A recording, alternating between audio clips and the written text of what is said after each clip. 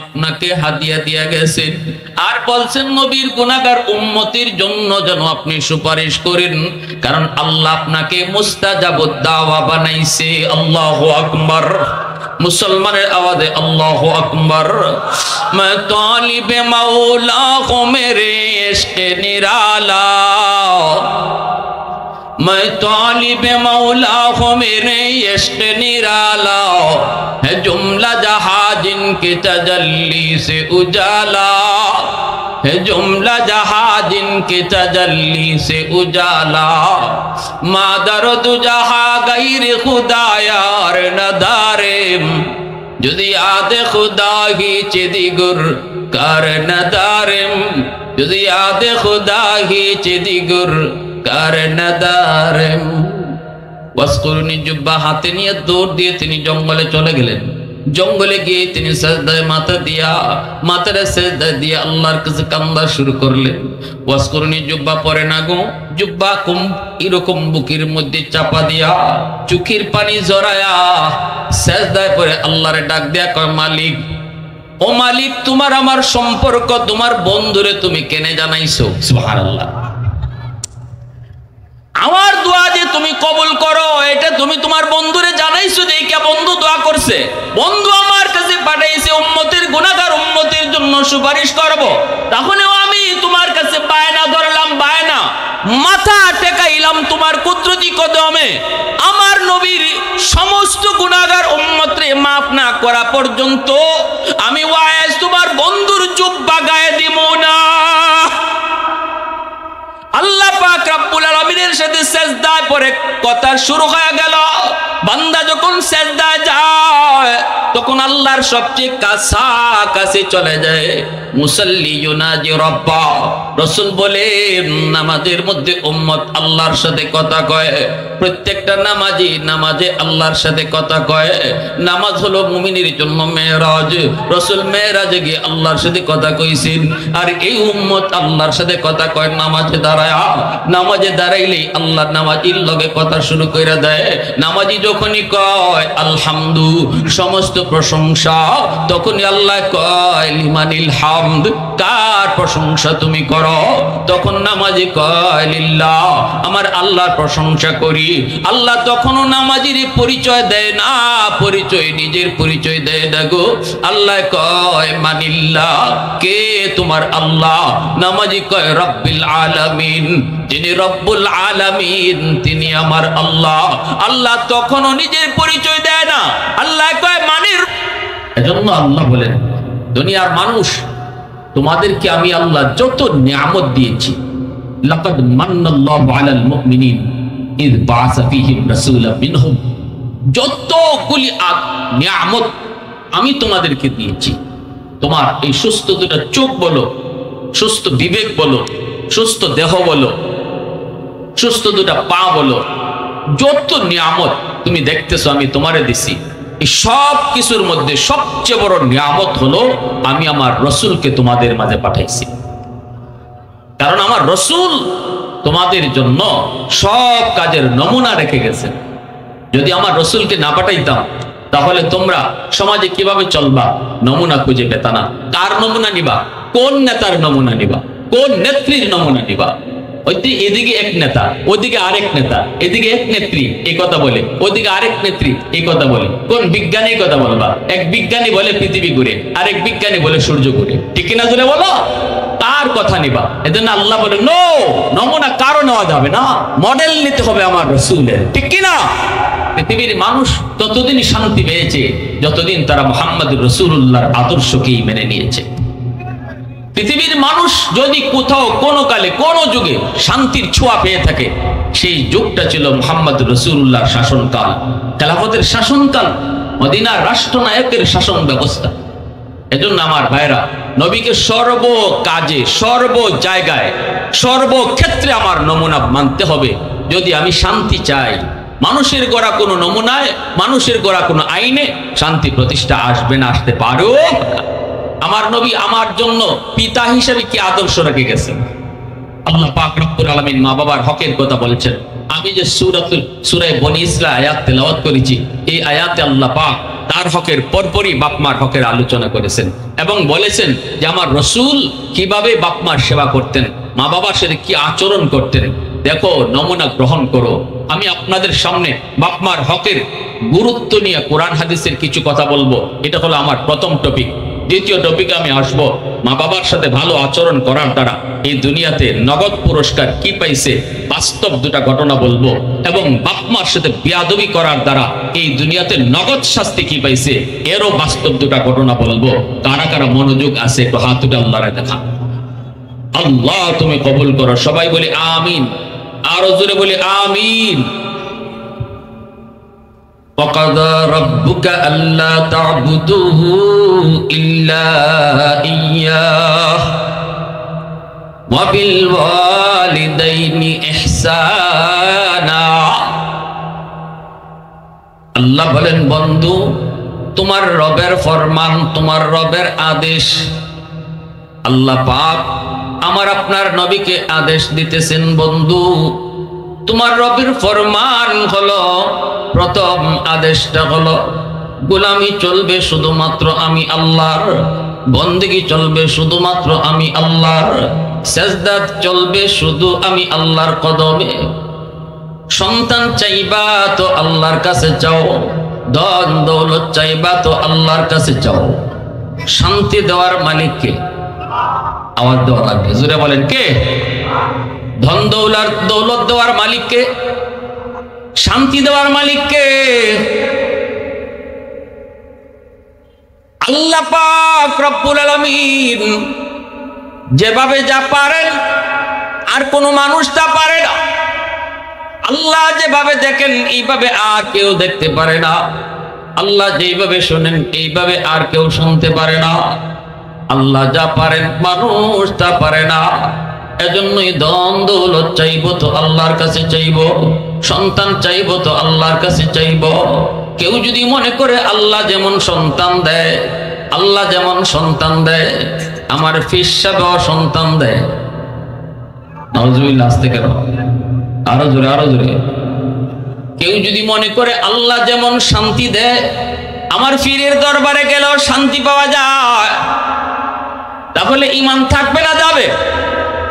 কেউ যদি মনে করে আল্লাহ যেমন ধন দেয় দৌলত দেয়, পীরের দরবারে গেলেও ধন দৌলতের মালিক হওয়া যায়, তাহলে ঈমান থাকবে না, চলে যাবে, ঈমান চলে যাবে। এর নামই হলো শিরিক। আমি এসেছি সিলেট থেকে, আপনারা অনেকেই জানেন আমার বাড়ি সিলেট। সিলেটের শাহজালাল দরগা, শাহজালাল মুজুররদি ইয়ামনি রহমতুল্লাহ আলাইহি মাজারে হয়তো অনেকেই গেছেন না অনেকে। আমি একদিন ওয়াজ মাহফিল থেকে আসার পর রাত বেজে গেল 2:30। মাজারের পাশে আসা মাত্রই আমি ড্রাইভারকে বললাম গাড়িটা একটু থামাও। ইনি তো বহুত বড় আল্লাহর ওলি, বহুত বড় আল্লাহর কুতুব, আমি তার কবরখানা একটু জিয়ারত করব। ভিতরে ঢুকে দেখি একটা গাড়ি বাস আয়া নামলো, অনেকগুলা নারী পুরুষ। কোত্থেকে এসেছো? কই কুমিল্লা থেকে এসেছি। নামলো, নামার পর দেখলাম একজন মহিলা, সে মাজারে গিয়া মাজারের ওয়ালের সঙ্গে পেট ঘষাইতেছে, নিজের পেট।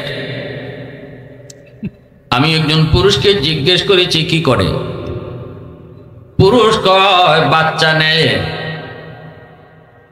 এই নাউজুবিল্লাহ, কে কন্যায় কারা কারা? নাউজুবিল্লাহ কইছেন না কে কে?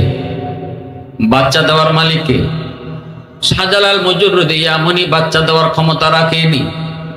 আওয়াজ দিয়া বলেন। কেউ যদি এমন বিশ্বাস অন্তরের মধ্যে রাখে রে যুবক, এমন কোন আকীদা বিশ্বাস যদি তোমার অন্তরে থাকে, নামাজ পড়ে পড়ে তুমি কপালে কর ফলায় দাও, কোনো লাভ হবে না, আল্লাহর কাছে তুমি পুরস্কার পাবে না, বরং ঈমান থাকবে না। কেউ যদি এমন কোন বিশ্বাস রাখে অমুকের দরবারে গেলে পরে ধনী হওয়া যায়, গরু নিয়ে যায়, উদ্দেশ্য হলো গেলে পরে ধনী হওয়া যায়, গরু দিয়ায় ঈমানও দিয়ায়, ঠিক কিনা জোরে কন? গরুর সাথে কি দিয়ায়? জোরে বলে। এজন্যই আল্লাহ পাক 1 নম্বর নির্দেশ দিলেন, বন্ধু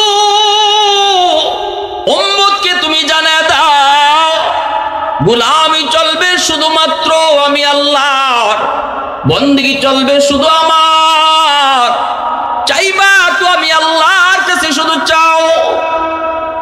2 নম্বর নির্দেশটি আল্লাহ দিলেন, ওয়াবিল ওয়ালিদাইনি ইহসানা। ও বন্ধু, উম্মত কি জানায় দাও, আমি আল্লাহ দ্বিতীয় ফরমান হলো বাপ মার সাথে যেন উত্তম আচরণ করি, মা বাবার সাথে যেন উত্তম আচরণ করে। এটা হলো আমি আল্লাহর দ্বিতীয় নির্দেশ। উত্তম আচরণ বলতে কোন জিনিসকে বলে, ইহসান বলতে কাকে বলে, একটু ব্যাখ্যা দিয়ে আপনাদেরকে বুঝাই। ইহসান শব্দের অর্থ হলো আমি কি পাইলাম, আমারে কে কি দিল এটা দেখার বিষয় নয়, আমার সাথে কে কেমন আচরণ করলো এটাও দেখার বিষয় নয়। আমি যখন কারোর সাথে আচরণ করব, উত্তম আচরণ করব, এর নাম হলো ইহসান। আল্লাহু আকবার। আল্লাহ বুঝাইতে চান, ও দুনিয়ার সন্তানের দল, তোমাদের মা তোমাদের বাবা তোমার সাথে কেমন আচরণ করলো এটা তোমার দেখার বিষয় নয়। যদি খারাপ আচরণ করে তবু আমি আল্লাহর নির্দেশ, মা বাবার সাথে তুমি উত্তম আচরণ করো। বাপ মার কলিজায় ব্যথা দেওয়া যাবে না, চোখ রাঙায় কথা বলা যাবে না, কিরিমিরি খায় কথা বলা যাবে না, ধমক দিয়া বাবার সাথে কথা বলা যাবে না, মার সাথে ধমকগিরি সুরে কথা বলা যাবে না। আল্লাহ বুঝাই দিলেন, তোমার সাথে মা বাবা যদি খারাপ আচরণ করে তবু আমি আল্লাহর নির্দেশ, তুমি উত্তম আচরণ করো। খারাপ আচরণ যে বাপ মায় করলো, বিচার আমি আল্লাহর আদালতে হবে। তোমাকে যদি তোমার বাবা ঠগায়, 4 জন ছেলের ভিতরে যদি তোমার এক নজরে দেখে, অন্যদেরকে অন্য নজরে দেখে, তোমাকে যদি তোমার বাপ মা সম্পদ কম দেয়, দেওয়ার কথা ছিল সমান সমান, দিল তোমারে কম, অভিযোগ তোমার অনেক রকম থাকতে পারে, কিন্তু আল্লাহ বলতেছে সমস্ত জুলুমের বিচার হবে আমি আল্লাহর আদালতে। বাপ মার বিচার দুনিয়ার আদালতে নয়, মা বাবার বিচার হবে আমি আল্লাহর আদালতে যদি তারা জুলুম করে থাকে। কিন্তু দুনিয়ার নিজাম আমি আল্লাহ বলে দিচ্ছি রে সন্তানের দল, তোমার মা তোমার বাবা শুধু মা হওয়ার কারণে, বাবা হওয়ার কারণে তোমার কাছ থেকে ভালো আচরণ পাও না। আল্লাহ নবী, রহমতের নবী সুন্দর করে ব্যাখ্যা দিয়েছেন। নবীজি বলেন, নবী হুরায়রা রাদিয়াল্লাহু তাআলা আনহু قال قال رسول الله صلى الله عليه وسلم من أصبح مطيعا لله في والديه أصبح له بابان مفتوحان من الجنة। নবীজি বলেন, যদি কোনো সন্তান রাতের বেলা মা বাবাকে খুশি করে ঘুমায়, নবীজি এই ওয়াজটা যখন করেন মদিনার মিম্বরে বসে, মদিনার মসজিদের মিম্বরে বসে নবীজি এই বয়ানটা করতেছেন, সামনে সাহাবায়ে কেরাম অনেকেই বসা। নবীজি বলতেছেন, সাহাবীরা রে, কোন সন্তান যদি রাতের বেলা মাকে খুশি করে ঘুমায়, বাবারে খুশি করে ঘুমায়, মার মন সন্তানের উপরে বড় সন্তুষ্ট, বাবার মন সন্তানের উপরে সন্তুষ্ট, বাবা খুশি মা খুশি, এই অবস্থায় যদি সন্তান রাতে ঘুমায়, সকাল হওয়া মাত্রই তার জন্য জান্নাতের দরজা খোলা। ওমান আসবাহ আসিয়ান লিল্লাহি ফি ওয়ালিদাইহি আসবাহ লাহু বাবান মাফতুহান মিনান নার। আর যদি বিপরীতে কোনো সন্তান রাতের বেলা ঘুমায়, মার কলিজায় ব্যথা, বাবার কলিজায় ব্যথা, দিনের বেলা এমন আচরণ করেছে মার কলিজা জ্বলতেছে, বাবার কলিজা পড়ে গেছে, রাতের বেলা মা ঘুমাইতে পারে না গো, চোখ দিয়া পানি জোরে মায় কান্দে, বাবা সান্ত্বনা দে, বৃদ্ধ মা বাবা এক রুমের ভিতরে ঘুমায় কিন্তু ঘুম আসে না সন্তানের খারাপ আচরণের কারণে, সন্তানের খারাপ কথা শোনার কারণে। এইদিকে বাপ মার ঘুম হারাম কইরা যেই সন্তান বউ বাচ্চা নিয়ে আরামে ঘুমাইতে চাও, রাসূল কয় তুমি ঘুমাইতেছো না, সকাল হওয়া মাত্রই তোমার জন্য জাহান্নামের দরজা খোলা। জোরে কোন নাউযুবিল্লাহ। সাহাবী প্রশ্ন করেন, কিলা ইয়া রাসূলুল্লাহ ওয়া ইন যালামা, ওগো নবীজি এত বড় কথা, এত বড় কথা। তাহলে বোঝা গেল সন্তান যদি বাপ মারে, নারাজ কইরা রাতের বেলা ঘুমায়, তাহলে এই সন্তান যদি এই রাত্রে মারা যায়, যেই রাত্রে মার দিলে কষ্ট, বাবার দিলে কষ্ট, অথচ মার কাছ থেকে মাপ চাইল না, বাবার কাছে মাপ চাইল না, বাবারে খুশি করলো না, মারও খুশি করলো না, এই অবস্থায় যদি রাতের বেলা এই সন্তান ঘুমায়, আর এই ঘুমটাই যদি তার জীবনে শেষ ঘুম হয়ে যায় গো, আর যদি ঘুম থেকে না উঠে, তাহলে নবী গো আপনার হাদিসে বোঝা যায় এই সন্তান যত বড় নামাজি হোক, যত বড় হাজি হোক, যত বড় গাজী হোক, যত বড় দানবীর হোক, যত বড় আল্লাহওয়ালা হোক, শুধু এই গুনার কারণে এই রাত্রে যদি তার মরণ হয়, সে ডাইরেক্ট জাহান্নামে যাবে। জোরে কোন নাউজুবিল্লাহ। ওগো নবীজি আমার প্রশ্ন হলো,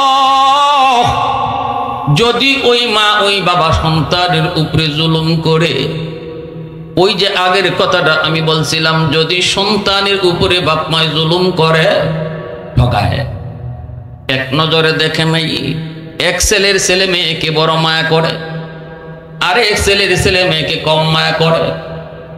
জমি জমা বন্টনের সময় একজন রে ভালো জমি দিছে, আর একজন রে নাটা জমি দিছে, অথবা একজনের নামে লিখকে দেয়া গেছে, আর এক সন্তান রে বড় ঠকাইছে। যদি এমন কোন জুলুম বাপ মায় করে গো নবী, তবুও কি সন্তান বাপ মার সাথে ভালো আচরণ করবে? প্রশ্নটা করেছেন একজন সাহাবী, নবীকে সরাসরি, আল্লাহ নবী সরাসরি জবাব দিতেছেন। এই প্রশ্নটা হয়তো অনেকেরই মনে থাকতে পারে, আমাদেরকেও অনেকেই প্রশ্ন করে, হুজুর কেমনে মার সাথে ভালো আচরণ করব, কেমনে বাবার সাথে ভালো আচরণ করব? এই তো মায় আমার সাথে এমন করে, বাবায় আমার সাথে এমন করে। আমি বলি জবাব আমি দিব না, আমি দিব না। জবাব দিয়ে দিছেন দু জাহানের বাদশাহ, তোমার আমার নবী রহমতের নবী জবাব দিছেন।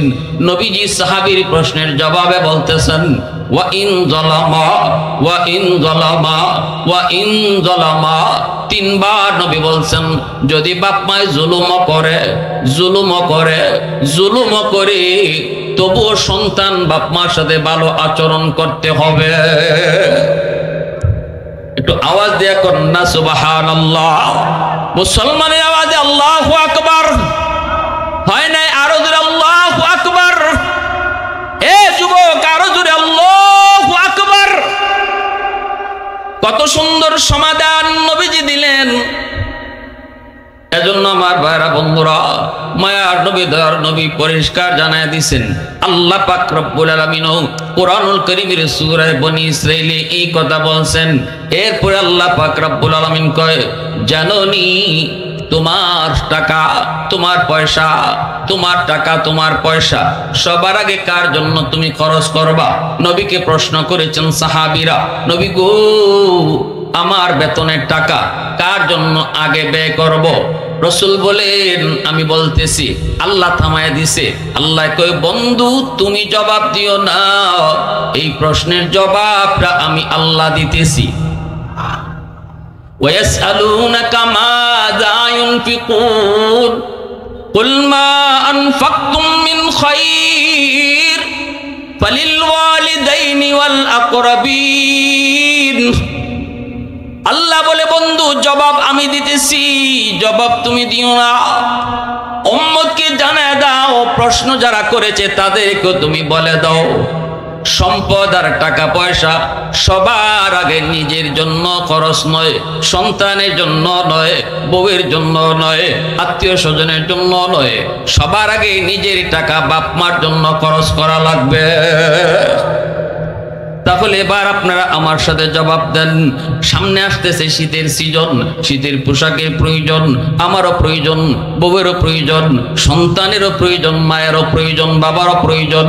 বলুন দেখি, যদি আল্লাহর কথা বুঝে থাকেন, শীতের কাপড় নিজেরটা আগে কিনবেন নাকি বাপ মারটা? জবাব আসতে কেন বুঝলাম না, একটু জোরে। নিজেরটা নাকি বাপ মারটা? বাপ মারটা আগে কিনা লাগবে।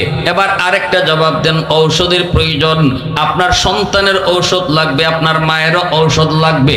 একজনেরটা কিনা যাবে আর একজনেরটা কিনা যাবে না। পকেটে আপনার টাকা কম, একজনের ঔষধ কিনলে আরেকজনেরটা কিনা যায় না। এবার আপনি সিদ্ধান্ত দেন, যদি আল্লাহর কথা বুঝেন তাহলে বলেন সন্তানের ওষুধ আপনি আগে কিনবেন নাকি মায়ের? আরেকটু ধরে, সন্তানের না মায়ের? সিদ্ধান্ত আমি মৌলবীর নাকি আল্লাহর? মালিকের নাম জুড়ে নিতে ভয় লাগে আপনাদের? আর একটু জোরে, কার? আলহামদুলিমান কাদ্দারা খাইরাম ওয়া কাবালা, আলহামদুলিমান কাদ্দারা খাইরাম ওয়া কাবালা, ওয়া শুকরু লিমান সাওয়ারা রাহমালা, ফরদুন সামাদুন আন সিফাতিন খালকে বারিউন, রব্বুন আযালিয়ুন খালাকাল খালকা কামালা, লা জিদ্দা ওয়ালা নিদ্দা ওয়ালা হাদ্দা লিমাওলা, লা জিদ্দা ওয়ালা নিদ্দা ওয়ালা হাদ্দা লিমাওলা, আল আনা কামা কানা ওয়া লাম ইয়ালকা যাওয়ালা, আল আনা কামা কানা ওয়া লাম ইয়ালকা যাওয়ালা। মুসলমানের আওয়াজ এখন আল্লাহু আকবার। বাইরা বন্ধুরা, এবার আসুন বাস্তব কিছু ঘটনা বলি। মনোযোগ আছে তো ইনশাআল্লাহ? অসুবিধা হইতেছে আপনাদের? কি ভাই অসুবিধা হইতেছে? ওয়াসকুরুনি নাম শুনছেন? আল্লাহর একজন বহুত বড় ওলি ছিলেন, ইয়ামেনের করন এলাকায়, যার জন্ম। মানুষ তারে ওয়াজ্জা ফাগলা কুয়া ডাকত। মানুষ তারে পাগল কইতো, পাগল। মারে নিয়ে জঙ্গলে থাকতেন, উটটা খালি করতেন, আর মারে নিয়া এই উটের দুধ খায় খেয়ে বাঁচতেন, আর দিন রাত শুধু আল্লাহর কদমে সেজদা দিতেন। আল্লাহু আকবার। ওয়াসকুরুনি, ইয়ামেনের করন এলাকায় জন্ম। এইদিকে আমার আপনার নবী মদিনাতুল মুনাওয়ারায়, নবীজি মদিনায়। ওয়াসকুরুনি, মার কাছে তিনি অনুমতি চাইলেন, মাগু অনুমতি দাও, মদিনায় নবীকে এক নজর দেখতে যাব। মায় কইতেছে, বাজান নবীরে দেখতে যাবা, এটা তো অনেক বড় একটা নেক কাজ, কিন্তু বাবা একটু বল বল বল, আমি যে বৃদ্ধা মা, নড়াচড়া করতে পারি না, তুমি আমারে তুলায় তুলায় খাওয়াও, তুমি আমারে গোসল করো, তুমি আমার বাথরুম সরাও, সব কিছু বাবা তুমি নিজের হাতে করো। ও বাবা ওয়াজ একটু ক, আমি মাকে তুমি কার হাতে রেখে যাবা রে? যদি নবীর কাছে মদিনায় তুমি যাও, আমারে কে খাওয়াবে, আমারে কে দেখবে? এই কথা শোনার পর ওয়াসকুরুনি আর মদিনায় যান না, অথচ অন্তরের ভিতরে নবীর প্রেম, নবীর মহব্বত দাও দাও করে জ্বলে। মার খেদমতে কষ্ট হবে, এজন্য তিনি মদিনায় যেতে পারেন না। এইদিকে আল্লাহ পাক রব্বুল আলামিনের কাছে এই খবর আসেনি না নাই? আল্লাহ পাক জিব্রাইলকে পাঠায়া দিলেন নবীর কাছে। আইসা জিব্রাইলকে, নবী গো, আপনার বহুত বড় একজন পাগল ইয়ামেনের করন এলাকায় থাকে, আপনার বহুত বড় একজন আশিক, সে আপনারা দেখতে মদিনায় আসতে চায়, কিন্তু মার খেদমতের অসুবিধা হবে, এজন্য আসতে পারে না। আল্লাহ আমাকে পাঠাইছেন গো নবী আপনাকে জানায়া দেওয়ার জন্য, সে অনেক বড় আল্লাহর ওলি, আল্লাহ তারে মুস্তাজাবুদ দাওয়া বানায় দিছে, এমনকি সে হাত উঠাইয়া যা চায় যা কয় আল্লাহ সাথে সাথে কবুল কইরা নেয়। ওগো নবীজি, আপনার উম্মতের মাগফিরাতের জন্য তার কাছে দোয়া চাইেন। বললেন সে যদি আল্লাহর কাছে আপনার উম্মতের জন্য সুপারিশ করে, আল্লাহ তাও কবুল করবে। মায়ার নবী, দয়ার নবী জিব্রাইলের কাছ থেকে আশিকে রাসূলের নাম জানলেন, সুরতটাও জানলেন। এরপরে নবীজি স্বপ্ন যুগে ওয়াসকুরুনিকে বহুবার দেখছেন। আল্লাহু আকবার জোরে কও। স্বপ্ন যুগে আল্লাহ তার আশিক, আল্লাহ পাক নবীর আশিককে বহুবার স্বপ্ন যুগে দেখায় দিয়েছেন।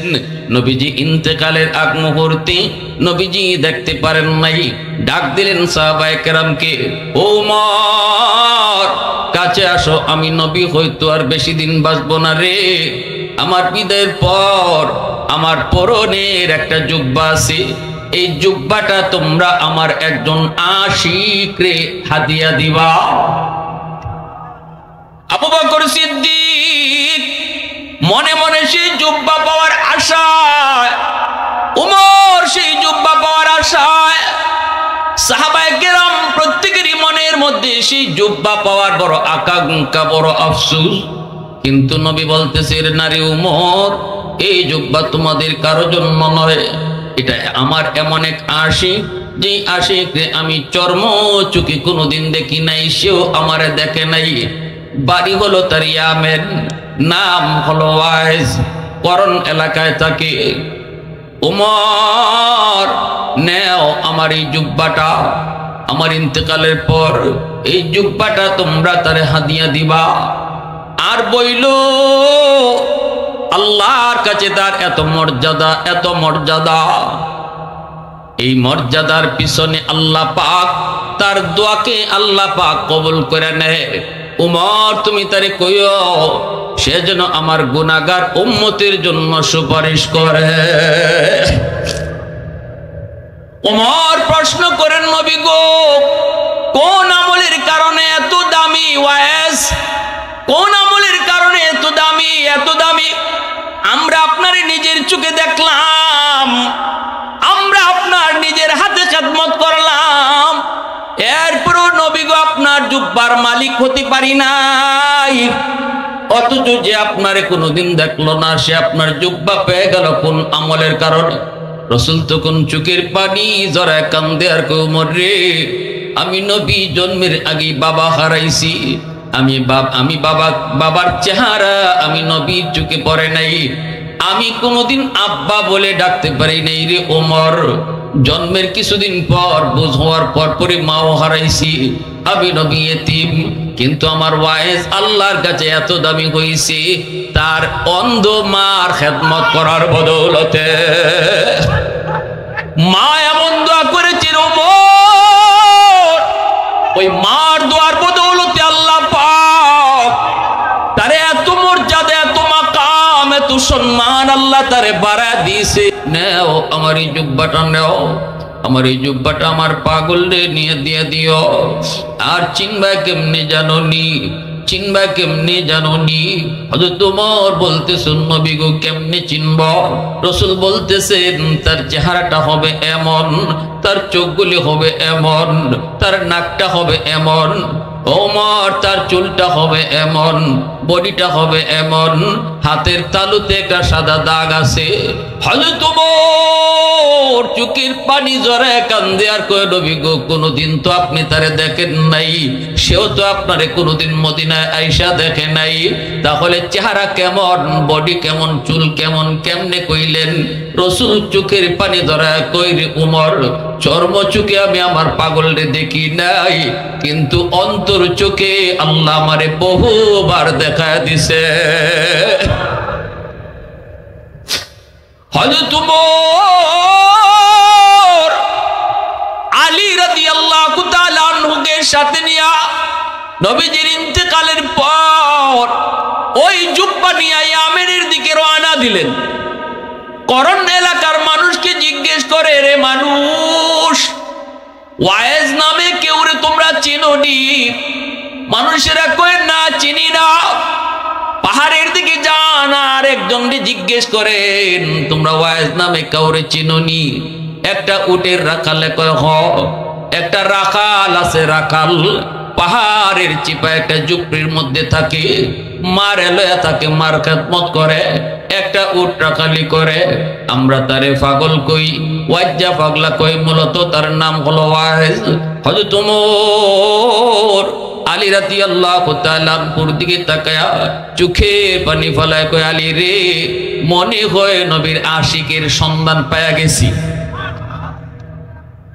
জঙ্গলের পাশে যা দেখে ছোট্ট একটা ঝুপড়ি, ওই ঝুপড়ির ভিতরে ওয়াইজ করুনি সেজদায় পড়ে আল্লাহর সাথে বিড়বিড় করে, যেন কি কথা কয়। হযরত উমর আলী রাদিয়াল্লাহু তাআলা আনহুকে নিয়ে পাশে দাঁড়ায় রইলেন। সালাম ফিরানো মাত্রই সালাম দিলেন হযরত উমর। ওয়াজ করুনি জবাব দিলেন, কে আপনারা? হযরত উমর বলতেছেন, আমি নবীর সাহাবী উমর, ইনি নবীর সাহাবী আলী। আপনারা কোথায় আসছেন গো? আমরা আসছি আপনার কাছে। কোন কি? আমার কাছে কি প্রয়োজন? কোন নবীজি পাঠাইছেন? কি কও তোমরা আল্লাহর নবী আমার কাছে কেন পাঠাবেন? নবী তো ওয়াইজের কথা বলছেন। কয় আপনি তো সেই ওয়াইজ। ওয়াজ করুনি কয় আমি সেই ওয়াইজ না। রাসূল জি ওয়াইজের কথা বলছেন, আমি সেই ওয়াইজ না, ওয়াইজ না। বোঝা গেল সত্যিকারের আল্লাহর ওলিরা নিজের সব সময় গোপন রাখতে চায়। হযরত উমর বলেন, আপনার চেহারা কেমন হবে? দু জাহানের বাদশা আমি উমর রে কয়া দিছে। আপনার চুলগুলি কেমন? আপনার বডিটা কেমন? রাসূল তা বইলে দিছেন। রাসূল যা বলছেন গো সবগুলি বিবরণ আপনার সাথে মিলছে। দেন আপনার ডান হাতটা দেখি, ডান হাতের তালুতে সাদা দাগ। উমর চিনে ফেলছেন, আর দেরি করবেন না। এই যে নেন আমার নবীর পরনের জুব্বা, রাসূল আপনাকে এটা হাদিয়া দিয়া গেছেন। নবী দুনিয়ায় নাই, যাবার সময় এই জুব্বা আমি উমরে পাই নাই, এই জুব্বা আবু বকরে পাই নাই গো, এই জুব্বা ওসমান আলী কেউ পায় নাই। এই জুব্বাটা রাসূল আপনাকে হাদিয়া দিয়া গেছেন। আর বলছেন নবীর গুনাহগার উম্মতের জন্য যেন আপনি সুপারিশ করেন, কারণ আল্লাহ আপনাকে মুস্তাজাবুদ দাওয়া বানাইছে। আল্লাহু আকবার। মুসলমানের আওয়াজে আল্লাহু আকবার। मैं तालिब मौला को मेरे इश्क निराला, मैं तालिब मौला को मेरे इश्क निराला, है जुमला जहां जिनके तजल्ली से उजाला, है जुमला जहां जिनके तजल्ली से उजाला, मादर दु जहां गैर खुदा यार नदारेम, যদি আদে খুদা হিচে দিগুর কার নদারেম, যদি আদে খুদা হিচে দিগুর কার নদারেম। ওয়াসকুরনি জুব্বা হাতে নিয়ে দৌড় দিয়ে তিনি জঙ্গলে চলে গেলেন। জঙ্গলে গিয়ে তিনি সাজদায় মাথাটা সাজদায় দিয়ে আল্লাহর কাছে কান্দা শুরু করলেন। ওয়াসকুরনি জুব্বা পরে না গো, জুব্বা এরকম বুকের মধ্যে চাপা দিয়া চোখের পানি জড়ায়া সাজদায় পরে আল্লাহরে ডাক দেয়া কয়, মালিক, ও মালিক, তোমার আমার সম্পর্ক তোমার বন্ধুরে তুমি কেনে জানাইছো? সুবহানাল্লাহ। আমার দোয়া যে তুমি কবুল করো এটা তুমি তোমার বন্ধুরে জানাইছো। দেখে বন্ধু দোয়া করছে, বন্ধু আমার কাছে পাঠাইছে উম্মতের গুনাহগার উম্মতের জন্য সুপারিশ করব।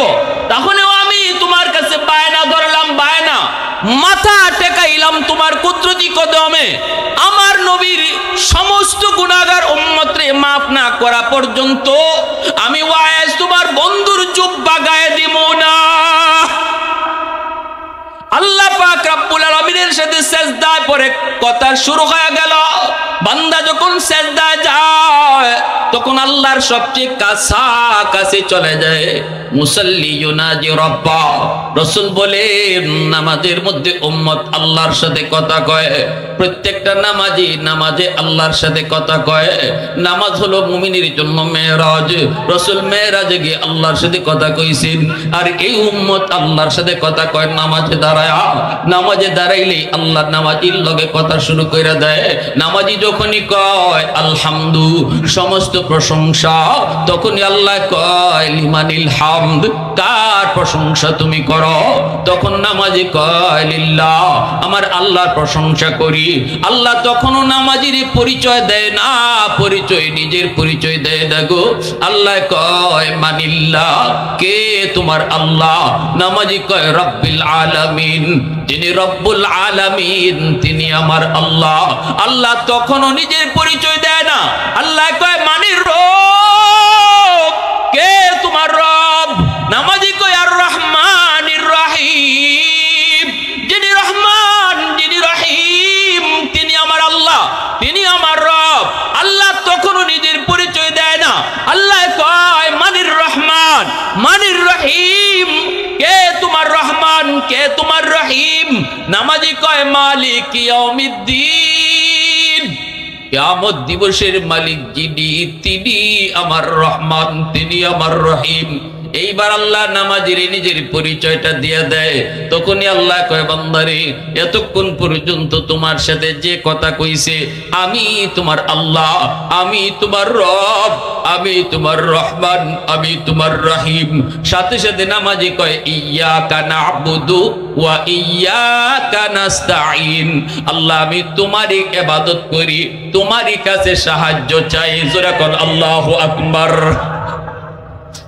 ওয়াজকুরুনি সাজদায় পড়ে কান্দে, আল্লাহর কদমে পইরা যখন কান্দে আর কয় জুব্বা গায়ে দিব না, তুমি তোমার বন্ধুর সব উম্মতরে মাফ করবাই কিনা কও। তখনই আল্লাহ কয় পাগল মাথা উঠাও, এমন আবদার করে না। আমার বন্ধুর উম্মতের মধ্যে অনেক আছে সুদখোর, অনেক আছে ঘুষখোর, অনেক আছে বেনামাজি, অনেক আছে বাপ মারে কষ্ট দেয়, অনেক আছে জিনাকুর। সবাইরে কেমনে মাপ দিমু? যাও তোমার খাতিরে 50 ভাগ উম্মত মাফ করে দিলাম। ওয়াজ করিনি কয় মানি না, মানি না, মানি না। তুমি জানাইছো কেন? জানাইছো যখন গায়ে জুব্বা দিমু না, 50 ভাগ মানি না, 100 ভাগ উম্মত মাফ করা লাগবে। আল্লাহ কয় রে পাগল, যাও 70 ভাগ উম্মত মাফ করে দিলাম। এইভাবে ওয়াজ করিনি আল্লাহর সাথে বাতচিত শুরু করে দিছে। আর সময় দেরি হয়ে যাচ্ছে। হযরত ওমর আলীকে নিয়ে দাঁড়ায় রইছেন। হযরত ওমর বলতেছেন আলী রে ওয়াজ করনি কই গেল? আমরা এখানে থইয়া চলো আমরা একটু জঙ্গলের ভিতরে যাই, যায় দেখেন ঝুপড়ির মধ্যে ওয়াজ করনি সেজদায় পড়ে কার সাথে কি যেন কথা কয়। হযরত ওমর যা ডাক দিয়া দিছেন, কই গো আল্লাহর ওলি এইদিকে একটু আসো। সেজদায় পইরা যখন তিনি কান্দে আর কথা কয়, ওমর রাদিয়াল্লাহু তাআলা আনহুর ডাক শোনা মাত্রই মনোযোগ বিচ্ছিন্ন। নতুবা ওয়াজ করনি এমন বায়না আল্লাহর সাথে ধরছিল এই উম্মতের 100% গুনাহগারকে আল্লাহর কাছে মাফ করে নিত। মুসলমানের আওয়াজে আল্লাহু আকবার, আরো জোরে আল্লাহু আকবার। বাইজিদ বুস্তামি আল্লাহর ওলি মার দোয়ায়, ইমাম বুখারী আল্লাহর ওলি মার দোয়ায়, ইমাম মুসলিম আল্লাহর ওলি মার দোয়ায়, ইমাম মুসলিম আল্লাহর ওলি মার দোয়ায়, ইমাম আবু দাউদ আল্লাহর ওলি মার দোয়ায়, মঈনুদ্দিন চিশতি আল্লাহর ওলি মার দোয়ায়, ওই আব্দুল কাদের জিলানী ওলি হইছে বাপ মার দোয়ায়। এজন্য এই জমিনে যে সন্তানের পিছনে তার মার দোয়া বাবার দোয়া থাকবে, 1 নাম্বার দুনিয়াতে আল্লাহ তারে ওলির খাতায় নাম লেখাবে, 2 নম্বরে এই ছেলেটাকে আল্লাহ পাক আসমানি জমিনি গজব থেকে আল্লাহ বাঁচাবে। বিপদ তার তকদিরে লেখা থাকলেও আল্লাহ পাক বাপ মার দোয়ার ওসিলায় বিপদ আল্লাহ কাটতে দিবে। 3 নাম্বার ফায়দা হলো আল্লাহ তার রুজি রোজগারে বরকত বাড়ায় দিবে। হাকিমুল উম্মত মুজাদ্দিদ মিল্লাত মাওলানা আশরাফ আলী থানভী রাহমাতুল্লাহি আলাইহি তার কিতাবের ভিতরে লিখছেন, বাপ মার দোয়া যেই সন্তানের পিছনে থাকবে, এই সন্তান গরিব হলো আল্লাহ পাক তারে মক্কা মদিনা জিয়ারত করাবে। কেন করাবে? কারণ হাদিসের ব্যাখ্যাটা বুঝেন। রাসূল বলে মা বিন ওয়ালাদিন বারিন ইয়ানজুরু ইলা ওয়ালিদাইহি নাজরা রাহমাতিন ইল্লা কাতাবাল্লাহু লাহু বিকুল্লি নাজরাতিন হাজ্জাতাম মাবরুরা। আল্লাহর নবী বলেন, যে সন্তান বাপ মার সাথে মায়ার নজরে তাকায়, মা বাবার দিকে মায়ার নজরে তাকায় আর খুশ গল্প করে, বাপ মার সাথে ভদ্র আচরণ করে, হাসি মুখে কথা কয়, বাজারে যাওয়ার আগেও কয় আম্মা বাজারে যাই, বাজার থেকে আইয়াও কয় আম্মা বাজার থেকে আইছি, যাওয়ার আগেও কয় আব্বু বাজারে যাই, কিছু তোমার লাগবে নি। কথায় কথায় যেই সন্তান আব্বারে আব্বা কয়া ডাকে, কথায় কথায় যেই সন্তান আম্মারে আম্মা কয়া ডাকে, এ যুবক লক্ষ টাকা খরচ করতে হয় না রে যুবক। শ্বশুর বাড়ির মানুষকে খুশি করার জন্য বোয়াল মাছ খাওয়াইতে হয়, মিষ্টি নিয়ে যাইতে হয়। বাপ মারে খুশি করতে এত টাকা পয়সা লাগে না। মুখ ভরে ভরে যেই সন্তান আম্মাকে আম্মা কয়া ডাক দেয়, আব্বারে আব্বা কয়া বেশি বেশি ডাকে, এই সন্তানের উপরেই বাপ মা খুশি হয়ে যায়। ঠিক কিনা জোরে কর। বাবার মাথার পাশে বসে তুমি কপালে হাতটা রাইখা দেখো বাবার দিল খুশি হয়ে গেছে। ঘুমানোর সময় তুমি মশারিটা টানায় দিও, বাবার দিল খুশি হয়ে গেছে। মার মাথায় একটু তেল মালিশ করে দিও, মার দিল খুশি হয়ে গেছে। আমার রাসূলকে আল্লাহ পাক কয় রাদার রাব্বি ফি রাদাল ওয়ালিদাইন ওয়া সাখাতু রাব্বি ফি সাখাতিল ওয়ালিদাইন। বন্ধু তুমি উম্মতকে জানায় দাও যেই সন্তানের উপরে তার বাপ মা রাজি থাকে আমি আল্লাহ তার উপরে রাজি হয়ে যায়। আর যেই সন্তানের উপরে তার বাপ মা নারাজ থাকে আমি আল্লাহ তার উপরে নারাজ হয়ে যাই। আল্লাহকে যদি তুমি খুশি করতে চাও রে যুবক, মা বাবাকে খুশি করতেই হবে। বাপ মারে নারাজ কইরে আল্লাহকে কোনোদিন রাজি করানো যায়? আওয়াজ আসতে কেন? লক্ষ লক্ষ টাকা খরচ করো তুমি, মসজিদ মাদ্রাসায় দান করো, অভাবীদের পিছনে ঘুরো, কিন্তু মার বদ্দু আছে, বাবার বদ্দু আছে, আল্লাহ তোমার উপর খুশি না। ঠিক কিনা জুড়ে বলেন? পিসাবরে খুশি করো, গরু খাওয়াও, হাজার পীর তোমার উপরে খুশি, বাপ মা খুশি না। আল্লাহ বলে আমিও খুশি না। আল্লাহ কি বলে? আল্লাহ বলে আমিও খুশি না। দুনিয়ার মানুষ তোমার উপরে খুশি, আমি তোমার মা খুশি না তো আমি আল্লাহ খুশি না, তোমার বাবা খুশি না তো আমি আল্লাহ খুশি না। মঈনুদ্দিন চিশতির দোয়া কবুল হবে কি হবে না কোনো গ্যারান্টি নেই, আব্দুল কাদের জিলানির দোয়া কবুল হবে কি হবে না কোনো গ্যারান্টি নেই, কিন্তু আমার রাসূল বলেছেন বাপ মার দোয়া কবুল হবে 100% গ্যারান্টি। সালাসাতুন দাওয়াতুম মুস্তাজাবাতুন লা শাক্কা ফীহ দাওয়াতুল মাজলুম ওয়া দাওয়াতুল মুসাফির ওয়া দাওয়াতুল ওয়ালিদ আলা ওয়ালাদিহি। তিন ব্যক্তির দোয়া বদদোয়া আল্লাহর কাছে সরাসরি কবুল। মাজলুমের দোয়া বদদোয়া, মুসাফিরের দোয়া বদদোয়া, আর বাপ মার দোয়া বদদোয়া। এই তিন ব্যক্তির বদদোয়া জীবনে নিও না। মুসাফিরের কষ্ট দিও না, দুর্বল মানুষের উপরে আঘাত করো না। সমাজে যে মানুষটা দুর্বল, যার শক্তি নেই, যার টাকা নেই, যার লোকজন নেই, তারে তুমি ক্ষমতা দিয়া তার উপরে জুলুম করো না। কারণ দুর্বলের আহাজারি আল্লাহর আরশে গিয়া লাগে। দুর্বল মামলা বসাইতে দেরি হয়, আল্লাহর আদালতে মামলা বসতে দেরি হয়। আর বাপ মার দোয়া বদদোয়া এটাও আল্লাহর দরবারে সরাসরি কবুল হয়ে যায়। এবার আসুন আমি আপনাদের সামনে একটা বদদোয়ার ঘটনা শোনাই। করাচির হযরত হাকিম আক্তার সাহেব রাহিমাহুল্লাহ বহুত বড় আল্লাহর একজন ওলি। তিনি তার বয়ানের মধ্যে নিজে বলতেছেন আমি নিজে প্রত্যক্ষদর্শী। ইনি বলেন আমি নিজের চোখে দেখেছি ঘটনা। ইনি বলেন আমি করাচির জামে মসজিদে নামাজ আদায় করি গো, একজন যুবক বড় সুন্দর করে নামাজ পড়ল। দাঁড়ানোটা তার বড় সুন্দর, রুকু তার বড় সুন্দর, সাজদাটাও তার বড় সুন্দর। নামাজ সুন্দর অসুন্দর আসেনি না নাই? জোরে বলেন। হ্যাঁ, রাসূল কয় নামাজের ভিতরে যে চুরি করে এ হইল বড় চুর, এ হইল সবচেয়ে বড় চুর। নামাজের মধ্যে যে চুরি করে, কয় কেমনে চুরি করে? রুকু যেভাবে দেওয়ার কথা এভাবে দেয় না, সাজদা যেভাবে দেওয়ার কথা এভাবে দেয় না, দাঁড়ানো যেভাবে দাঁড়ানোর কথা এভাবে দাঁড়ায় না, রুকু থেকে দাঁড়ায় কোন রকম মাথাটা তুলে সোজা হয় না। অথচ রুকু থেকে সোজা হইয়া দাঁড়ানো ওয়াজিব। কেউ যদি রুকু থেকে সোজা হইয়া না দাঁড়াইয়া সিজদায় যায় নামাজ হবে না। ঠিক না নি? ওয়াজিব তরকের কবিরা গুনাহ। দুই সিজদার মাঝখানে কোমর সোজা করে বসা ওয়াজিব। কেউ যদি মাথাটা কোন রকম তুইলেই আবার সিজদায় চলে যায় তাহলে ওয়াজিব তরক হইল, নামাজ হবে না, হবে না। একটা মাসালা জানা 70 রাকাত নফল নামাজ পড়ার চেয়ে বেশি সওয়াব। তাহলে আমরা কি বুঝলাম? দুই সিজদার মাঝখানে কোমর সোজা করে বসা ওয়াজিব, রুকু থেকে সোজা হয়ে দাঁড়ানো ওয়াজিব। ঠিক না নি? ঠিক না নি? আমাদের সমাজ তো এমন নষ্ট হইছে, কেউ যদি নামাজের কথা একজনে আরেকজনকে কয়, ভাই আপনার তো এই ওয়াজিবটা হইছে না, আপনার তো নামাজ এইভাবে হয় না। আমার নিজের চোখের দেখা একদিন মাদ্রাসার ছাত্র মুরব্বী একজন চাচারে কইছে, চাচা আপনি নামাজে এইভাবে যে পড়ছেন, বইছেন সোজা হয়ে যে বসেন নাই দুই সিজদার মাঝখানে, কোন রকম মাথাটা তুলছেন, নামাজ তো হইছে না আপনার, এটা তো ওয়াজিব। কি কইব? মুরব্বী কয় কি? কয় তুমি কয়দিন যাবত নামাজ শিখছো? আমি 70 বছর যাবত নামাজ পড়ি। তোমার বয়স কত? হইছে? কাম হইছে? আমরা বাঙালি সহজে ভুল মানতে রাজি, ইসলাম বুঝিও না, বুঝবার চেষ্টাও করি না, নিজেরা মুসলমান দাবি করি ঠিকই, আবার একজনে বুঝাইতে গেলে এটা মানতেও রাজি না। ইসলাম শুধু নামাজের মধ্যেই সীমাবদ্ধ না, রোজার মধ্যেই সীমাবদ্ধ না, ইসলাম কমপ্লিট একটা জীবন ব্যবস্থার নাম।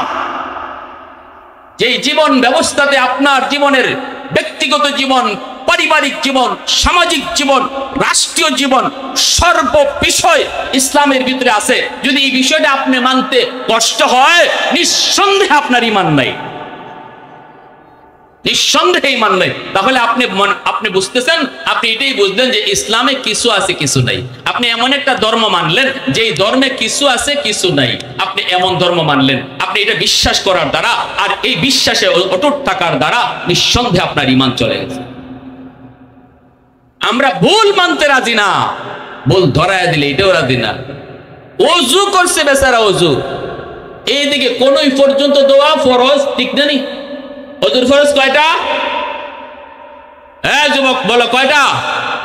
4টা। কোনই পর্যন্ত দোয়া এটা ফরজ না। এক চুল পরিমাণ জায়গা যদি আপনার শুকনা থাকে ওযু হবে, আর ওযু না হইলে নামাজ নাকি নামাজ হয়? ওযু ছাড়া নামাজ হয়? 2 আঙ্গুল খালি রয়েছে, পানি লাগছে না। একজন খালি কইছিল চাচা ওযু হইছে না। এক বেটা, তোর বাপের নাম কি? তোর দাদার নাম কি? তোর গ্রাম কোথায়? 40 বছর ধরে এই ভাই ওযু করতেছি, আজ পর্যন্ত কেউ ভুল ধরতে পারছে না। এর নাম হইল বাঙালি, এর নাম হইল তেরা জাতি। প্যারে হাজিরিন, আমাদের কপালের শনি আর দুর্গতি এক কারণে, আমরা আমাদের নিজের পরিচয় জানি না। আমি আমার নিজের পরিচয় জানি না।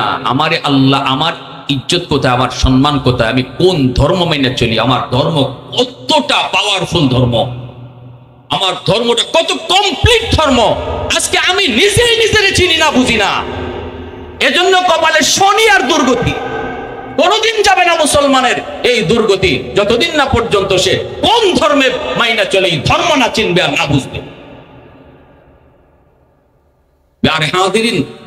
এরপরে দেখা যায় হাকিম আখতার সাহেব রাহিমাহুল্লাহ, ইনি বলেন আমি যুবকের নামাজের পরে ডাক দিলাম, ডাক দেখলাম যুবক অনেক সুন্দর লাগছে তোমার নামাজটা, এত সুন্দর করে নামাজ পড়ো। ভালো করে মনে রাখবা যুবক, যৌবনে ইবাদতের দ্বারা একজন যুবক আল্লাহর ওলি হয়। আল্লাহর ওলি হওয়ার বয়স যৌবনকাল। সবাই বলেন আল্লাহর ওলি হওয়ার বয়স। মঈনুদ্দিন চিশতি ওলি হয়েছেন যৌবনে, আব্দুল কাদের জিলানী ওলি হয়েছেন যৌবনে। যৌবনের যুবকের সেজদা যদি এক পাল্লায় রাখা হয়, বৃদ্ধ হাজার বৃদ্ধ মানুষের সেজদা যদি এক পাল্লায় রাখা হয়, যুবকের সেজদার পাল্লা ভারী হয়ে যায়। লা ওয়ারআ কাল কাফি আও কামা ক্বালা নবী আলাইহিস সালাম।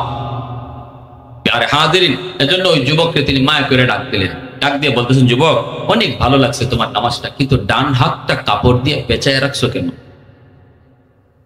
হাতটা কাপড় দিয়ে পেঁচাও। যুবক বলতেছে হুজুর আমার হাতের মধ্যে পচন শুরু হয়েছে, দুর্গন্ধ বের হয়, পচন শুরু হয়েছে, দুর্গন্ধ বের হয়।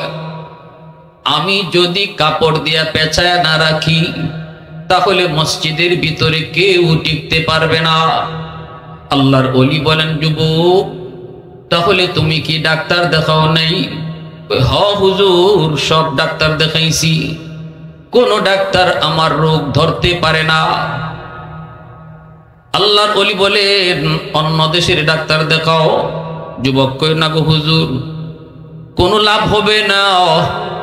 হুজুর আমি আপনারে চিনি, আপনি আমাদের এলাকার সবচেয়ে বড় হুজুর, বহুত বড় আল্লাহর ওলি।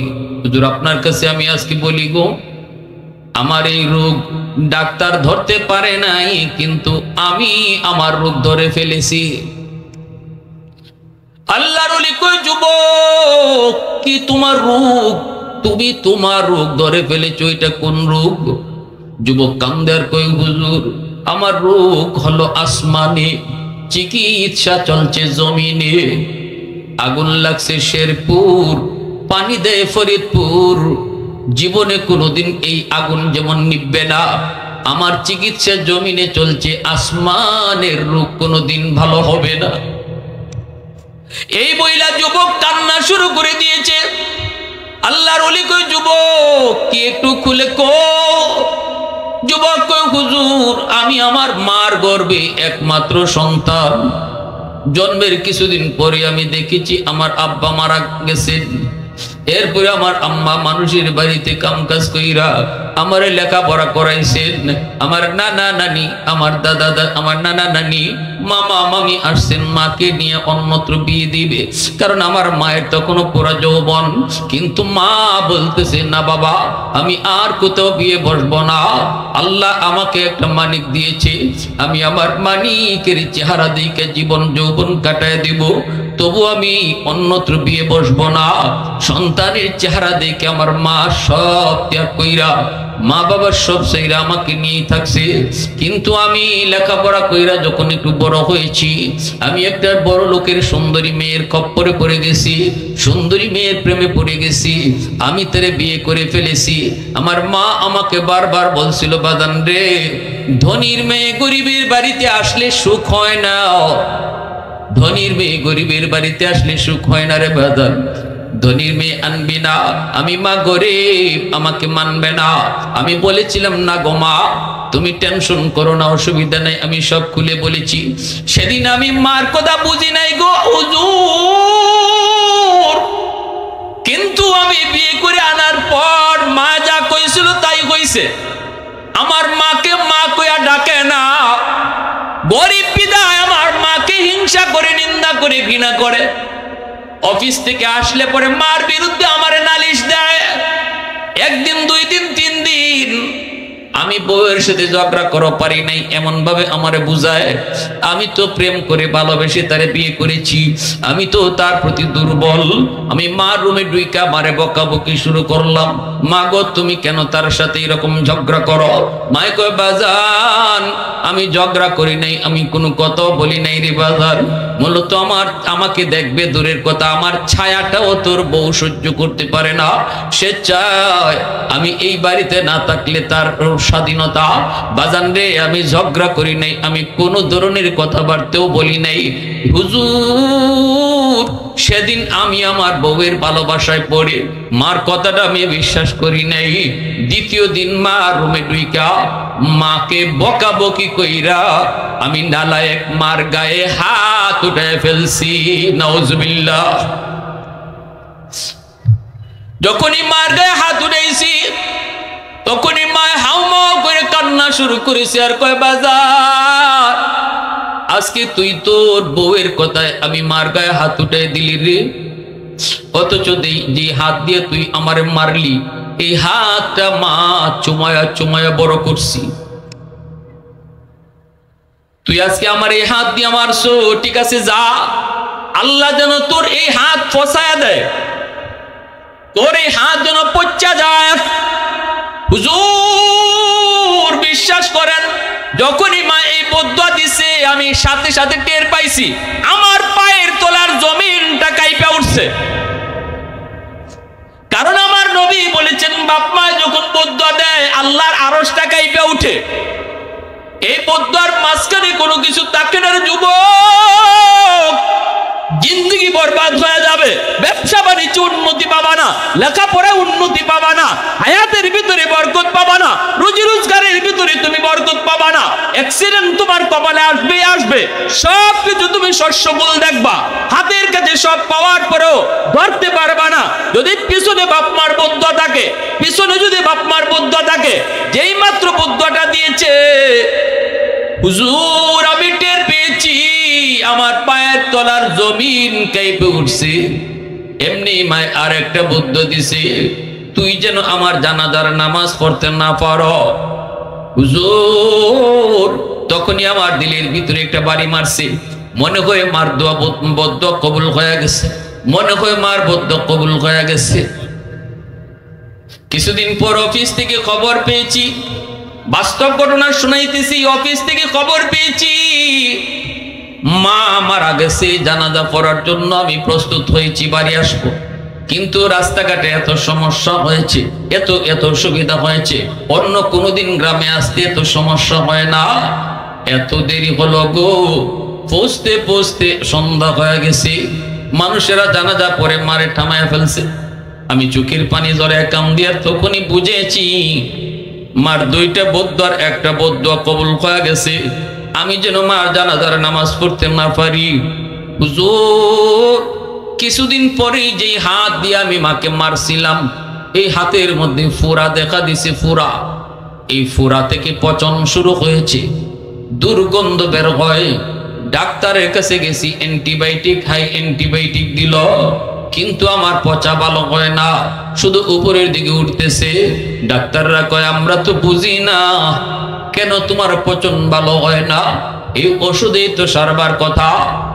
কোন ডাক্তার বাদ রাখি নাই, কেউ রোগ ধরতে পারে না। এই দুর্গন্ধের কারণে আমার সুন্দরী বউ, যার কারণে আমি মার গায়ে হাত উঠাইছি, আমার সেই সুন্দরী বউটা আমারে ফলে বাপের বাড়ি চলে গেছে। সুন্দরী বউটা আমারে ফলে বাপের বাড়ি চলে গেছে।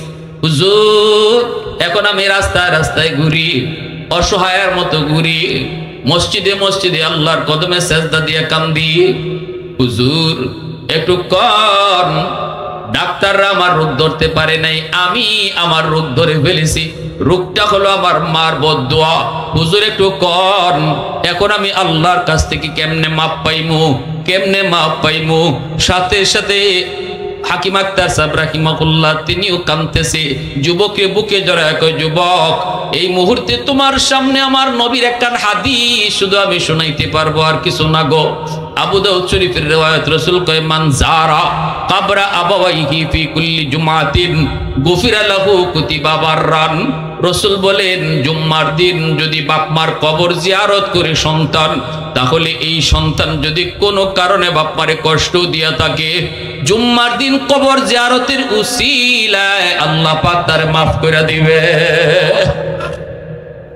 জুম্মার দিন কবর জিয়ারত খুব কঠিন কাজ না, সহজ কাজ। কারা কারা করতে রাজি আছে একটু হাত তুলে আল্লাহর দেখাই। আল্লাহ তুমি কবুল করো, জোরে বলি আমিন, আরো জোরে বলি আমিন। রাসূল হেরা গুহায় তিনি জিব্রাইল আমিনের মাধ্যমে তিনি ওহী পাইলেন। জিব্রাইলকে প্রথম দেখে নবী বড় ভয় পেয়ে গেলেন। রাসূল দৌড়ে চলে আসলেন, আয়েশা আম্মাদান খাদিজাতুল কুবরা রাদিয়াল্লাহু তাআলা আনহাকে বলতেছেন, জাম্মিলুনি জাম্মিলুনি জাম্মিলুনি, খাদিজা আমার কম্বল দিয়ে তুমি আঁকড়ে ধরো, আমার জ্বর উঠতেছে, আমি ভয় পেয়ে গেছি। কেন? কয় এমন মানুষ দেখেছি আমি জীবনে কোনোদিন এত বড় মানুষ দেখি নাই। আসমানে গিয়া তার মাথা লাগছে, জমিনে তার পা, মনে হয় আমার কোনো ক্ষতি হয়ে যাবে, মনে হয় আমারে মেরে ফেলবে। আম্মাদান খাদিজাতুল কুবরা তখন কসম খেয়ে কইছিলেন, অসম্ভব নবী গো, আপনার কোনো ক্ষতি হইতে পারে না, আপনার মতো মানুষের কোনো ক্ষতি হইতে পারে না। তখন নবী নবুয়তি পান নাই, তখনও নবী নবুয়তি পান নাই, কিন্তু আম্মাদান কসম খেয়ে কইছিলেন, কাল্লা লা ইউহজিকাল্লাহু আবাদা ইন্নাকা লাতাসিলুর রাহিমা ওয়া তাহমিলুল কাল্লা ওয়া তাকসিবুল মাদুমা ওয়া তাকরিদুদ দাইফা ওয়া তুঈনু আলা নাওয়াইবিল হক। এতগুলা গুণ আপনার কাছে আছে, অতএব আপনার কোনো ক্ষতি হইতে পারে না। এক নাম্বার, আপনি আত্মীয় স্বজনের সাথে আত্মীয়তা রক্ষা করে চলেন।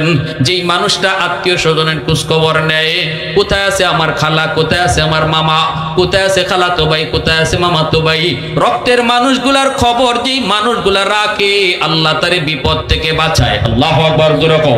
আসমানি জমিনি গজব থেকে আল্লাহ তারে বাঁচায়। এক নাম্বার গুণ বলছিলেন আম্মাদান খাদিজাতুল কুবরা, দুনিয়ার গজব থেকে মানুষকে আল্লাহ কোন গুণের কারণে বাঁচায়?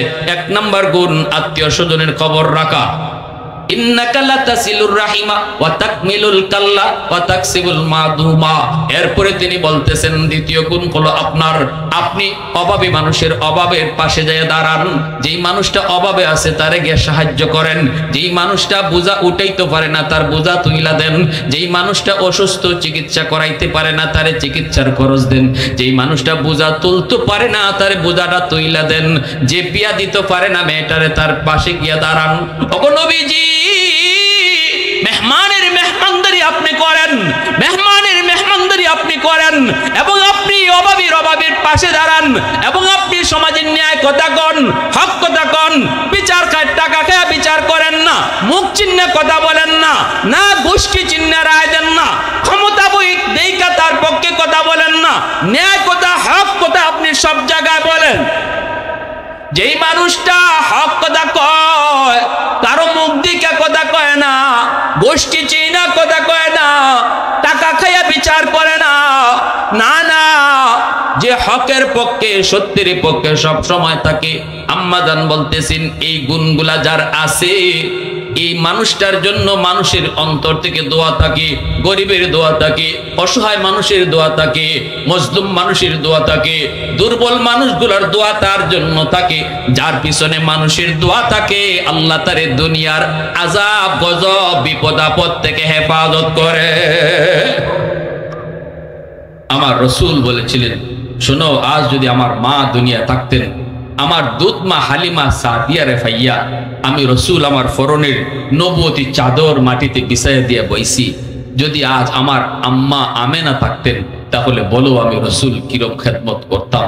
বাবার কবর দেইখা মারে নিয়ে আসার পথে মক্কা মদিনার মাঝখানে আবুয়া নামক জায়গায় রাসূল মাকে হারাইছেন।